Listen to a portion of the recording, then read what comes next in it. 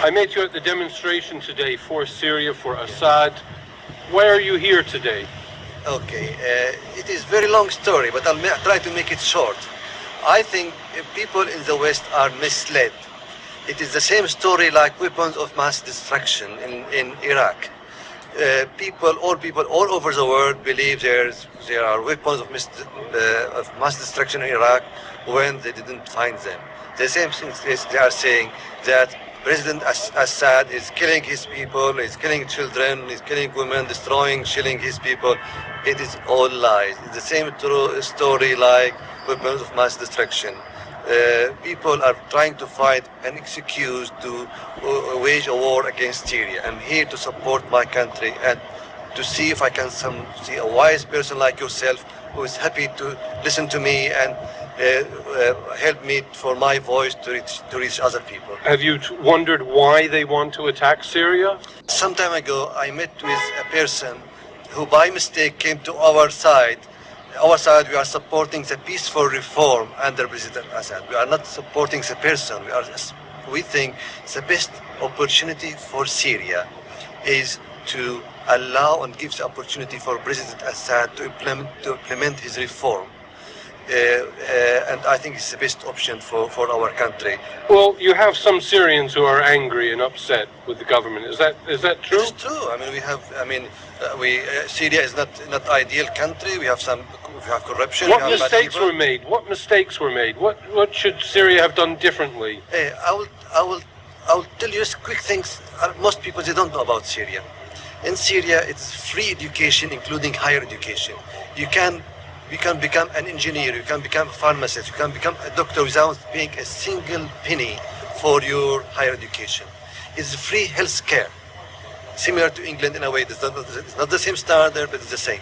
And something I'll ask you yourself and your viewer who's seeing me, how do you explain that the international debt, the foreign debt for Syria is zero?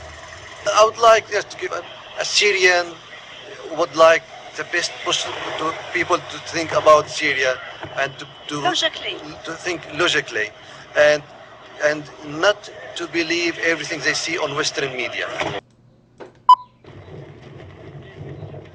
The Israel lobby tries to portray Jewish Canadians as members of a monolithic community that supports Israel and Zionism. In reality, however, many Jews denounce Israeli crimes against the Palestinians as well as its warmongering policies against Iran. In fact, Jewish groups, particularly Independent Jewish Voices of Canada, have played a major part in organizing rallies against the war with Iran. The US and Israel accuse Iran of pursuing a military nuclear program and have used this pretext to threaten an attack on the country. However, Iran, as a signatory to the Nuclear Non-Proliferation Treaty, maintains that its nuclear program is for peaceful purposes. There's been no evidence that Iran has any nuclear weapons. And it's ironic that, Israel has a very large nuclear stockpile and also has the backing of the United States, which has the world's largest nuclear stockpile. Iran is the one who's being targeted with all these sanctions when Israel is the one that has several hundred nuclear warheads. Israel is the one who never signed on to the Non-Proliferation Treaty and therefore is not subject to any of the supervision of the IAEA. It's Iran who's subject to these supervisions, right? Activists say that the media campaign against Iran has also helped Israel mask its treatment of the Palestinian people. I think the other issue at play here is that Israel, Netanyahu, wants to distract from the attacks against innocent Palestinian civilians, against the occupation, against the continued expansion and building of new settlements. These are all serious violations of international law. Any Jews who dare to speak out get attacked. I've gotten attacked by Israel lobby people, and just like non-Jews get attacked. No, all the MPs are terrified of speaking out against Israel in any way. While there has been much media speculation on whether Israel will attack Iran in the coming months, however, there has been little discussion on why Iran is being demonized and sanctioned in the first place, and why Israel can continue to expand its stockpile of nuclear warheads without interruption. Now about that military option that we mentioned. Mark Phillips is in Tel Aviv, and he tells us how Israel is preparing.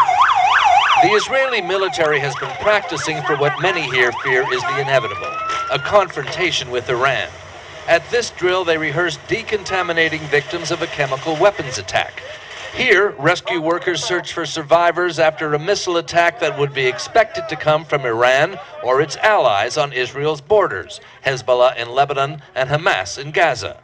The commander of this unit, Lieutenant Colonel Jonathan Raz, says these exercises have a new sense of urgency. But are things more tense now because of...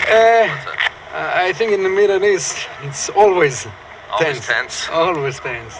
And getting tenser. Prime Minister Benjamin Netanyahu has now told Israel's parliament he's prepared to act alone in dealing with the Iranian nuclear threat, with or without U.S. support. Hello everyone, welcome to Global Government News. Today is Monday, March 19th, 2012, and I'm Darko. My website is ggnonline.com, and on YouTube my channel is ddarko2012 and ddarko2013. If you're a new listener, please subscribe to the ddarko2013 because that's my backup one. That's one I'll be going to here in the near future. Alright, the first article I have up here, and the first set of articles I'm going to cover are Asia, and then I'll move into the Middle East.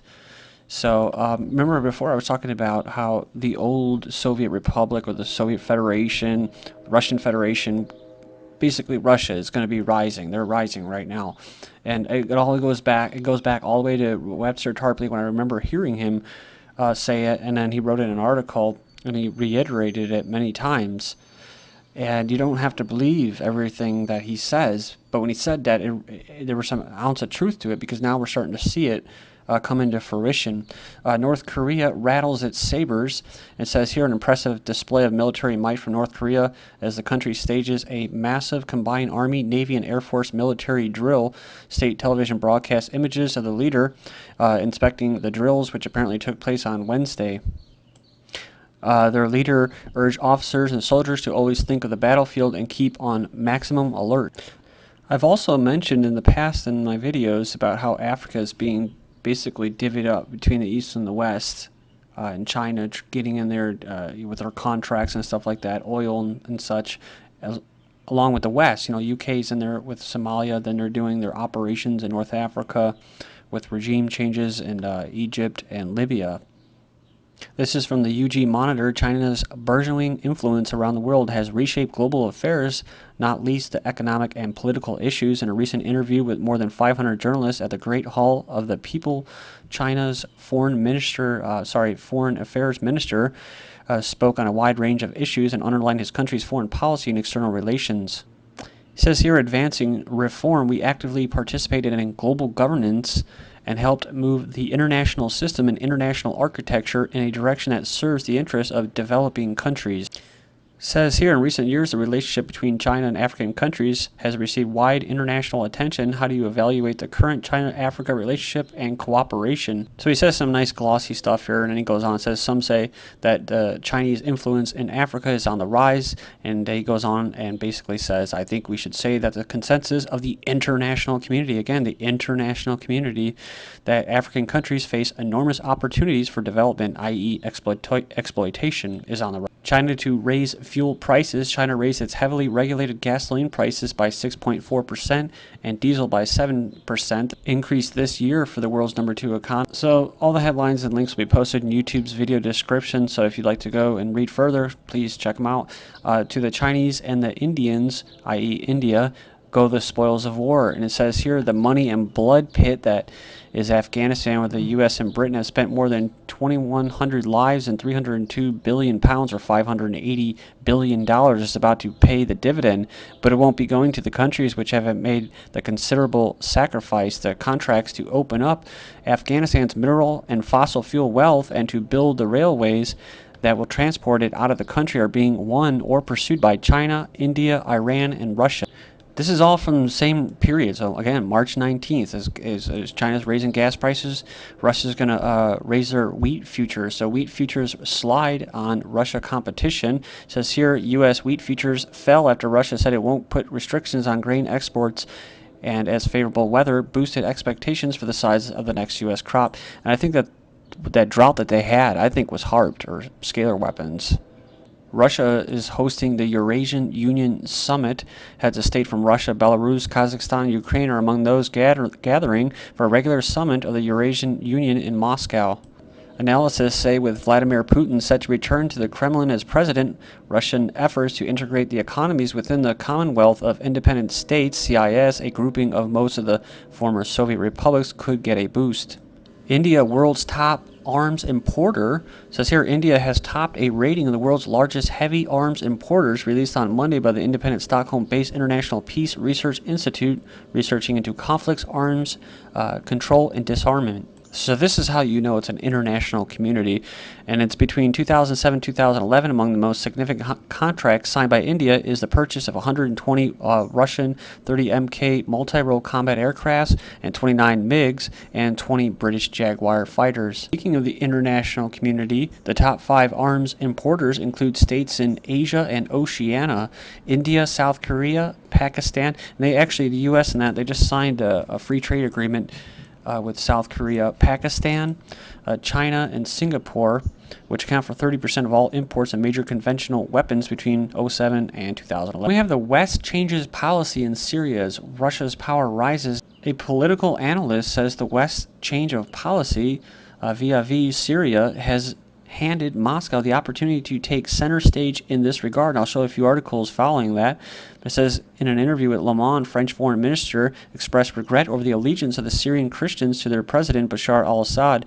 He said, while the Catholic and Orthodox religious organizations have tied their fate to Assad, says they should realize that they will have a better future awaiting them under the umbrella of democracy. So the article is basically saying that there's the U.S., the West, and they're trying to get their regime change is failing. Their political solution is changing, and that the result will be Assad will actually remain in power. It says the contradiction may indicate that the West is withdrawing from its positions taken in the past year, and that withdrawal will allow Russia to enter the political scene of Syria more powerfully. Russia is reportedly sending 20,000 to 25,000 troops to its southern regions. Multiple unconfirmed reports have suggested that Russia is sending between 20,000 and 25,000 federal troops to its southern region of Dagestan, says the reports come from Moscow-based analyst group who cited local police officials and reports of large convoys seen en route. The area Dagestan, I'm not sure if I pronounced that right, but it's only 124 miles north of Iran. But the Russian official response is it's for terrorist threats. So Russian anti-terror troops arrive in Syria, so more anti-terror troops. And it's all in the name of anti-terror usually. But really it's just special forces, which is the new army. So that's why they're scaling back big troops, honking troops, and it's going to special ops and special forces and drones and the infrastructure that they have set up, which I'll get into later in the next set of videos. A Russian military unit has arrived in Syria, according to Russian news reports. Development that the United Nations Council told ABC News was a bomb certain to have serious repercussions. So it says here that the Iman, it's a new ship, replaced another Russian ship which had been sent to Syria for demonstrating the Russian presence in the turbulent region and possible evacuation of Russian citizens. So the Western Zionist-backed Saudi Arabia sends military equipment to the Syrian rebel terror. They say it's the Saudis' initiative to stop the massacre in Syria. Think tank says U.S. intervention in Syria could require 300,000 troops and cost $300 billion. Now, like I said, there's no freaking way, because they don't do that anymore. They're not going to send 300,000 troops unless they go to Central Asia, and then you just have China, Russia, North Korea, those countries against all the Western countries, and they just kill each other until most of them are dead. But otherwise, it's going to be small contingencies, special forces, and drones, like I said. And that's not just me saying it. That's based off an article that I've even covered here about the Department of Defense scaling back, and it even said in there they're going to reduce veterans' benefits and they're going to increase special operations. Along with scaling back the amount of regular troops, Fox News poll says 78% of voters oppose sending troops to Syria. In addition, a majority thinks there should be a national debate before U.S. intervenes in hotspots around the world. Haha, that's the democratic umbrella that you're talking about that we live on. Syria media accuses Syrian government of collaborating with Al-Qaeda. Al-Qaeda calls on Muslim world to support Assad opposition forces. Now the story's changing, guys, after this explosion. They're actually saying U.S. officials suggested Al-Qaeda militants may be joining the fray. recently, i.e., so the media is saying that al-Qaeda switched sides working for Assad and now they blew up their own government buildings. So it doesn't make much sense. As U.S. Navy to position 3 aircraft carriers near Iran, Iran oil exports increased in January despite sanctions. This is GGN and I'm Darko. Thank you.